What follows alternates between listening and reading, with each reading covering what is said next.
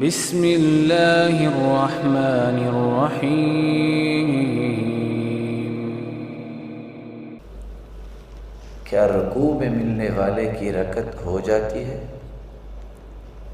مدرک الرکوع جو شخص نماز میں اس حالت میں داخل ہوا کہ امام رکوع کی حالت میں چلا گیا ہے اور یہ آ کے امام کے ساتھ مل گیا، کیا ایسے شخص کی رکعت ہوگی کہ نہیں ہوگی؟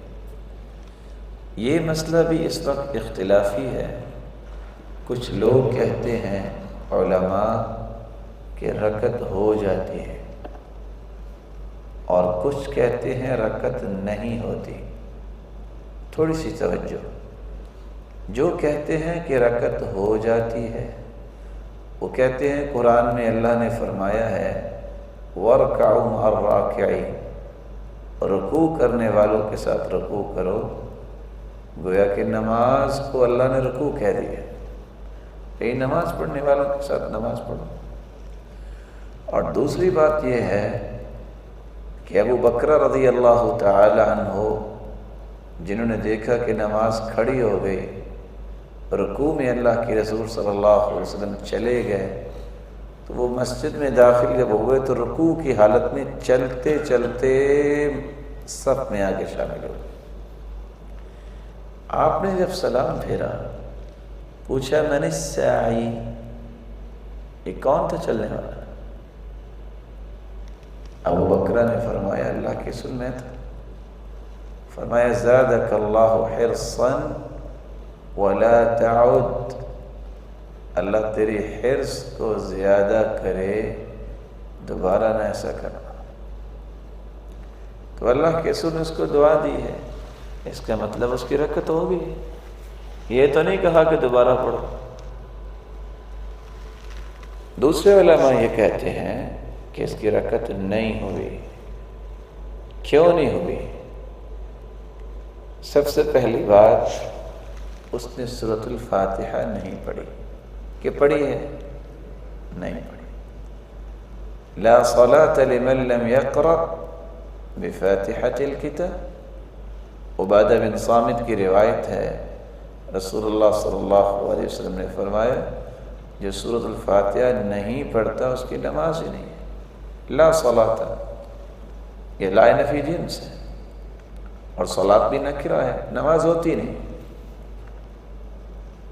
دوسری بات، رکوع کی تعریف کرتے ہوئے علماء لکھتے ہیں ذات قیام و رکوع و سجدتین، رکعت وہ ہوتی ہے جس میں قیام ہو، جس میں رکوع ہو، جس میں 2 سجدے ہوں۔ کیا اس نے قیام پایا؟ بولیے،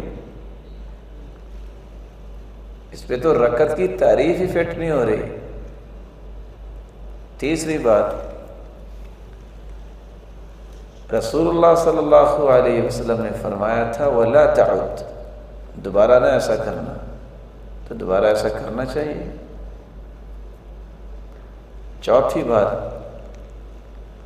بعض روایات میں اس بات کو پیش کیا گیا ہے وَلَا تَعْتَدْ، اس کو شمار نہ کرنا، اس کو شمار نہ کرنا۔ جب شمار نہیں کیا تو پھر پڑھنی چاہیے کہ نہیں پڑھنی چاہیے؟ اس لیے امام بخاری جب یہ روایت لائے ہیں تو روایت لانے کے بعد کیا لکھتے ہیں؟ روایت کے آخری الفاظ ما ادرکتم فصلوا وما فاتکم فاتموا، جو تمہیں مل گئی ہے وہ پڑھ لو، جو فوت ہو جائے اسے پورا کر لو۔ یہ اللہ کے رسول نے کیوں فرمایا؟ جب رہی نہیں تھی تو فوت ہونے کا معنی کیا؟ پانچویں بات یہ ہے، امام شوکانی رحمۃ اللہ علیہ فرماتے ہیں نفی سے استدلال لینا جائز نہیں ہے۔ جب منع کر دیا گیا ہے ولا تعود، ایسا نہ کرنا، تو اس سے استدلال لیا جا سکتا ہے کہ کرنا چاہیے۔ اللہ کے رسول فرماتے ہیں ولا تعود، دوبارہ نہ کرنا ایسا۔ اور چھٹی بات یہ ہے کہ وہ جو روایت پیش کی جاتی ہے من ادرک الرکوع فقد ادرک الرکعہ، جس نے رکوع کو پا لیا اس نے رکعت کو پا لیا، اور کہا جاتا ہے کہ ابو داود کی روایت ہے۔ ابو داود کے 3 بڑے طبعات دنیا میں موجود ہیں، ایک حیدرآباد دکن کا طبع ہے، ایک لؤلؤی کا نسخہ ہے، اور ایک عام عربوں کے ہاں معروف ہے۔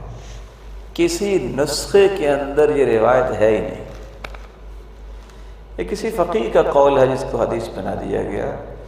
اللہ کے رسول صلی اللہ علیہ وسلم سے جو روایت ہے وہ یہ ہے من ادرک الرکعہ فقد ادرک الصلاۃ، جس نے ایک رکعت کو بھی پا لیا اس نے نماز کے ثواب کو پا لیا۔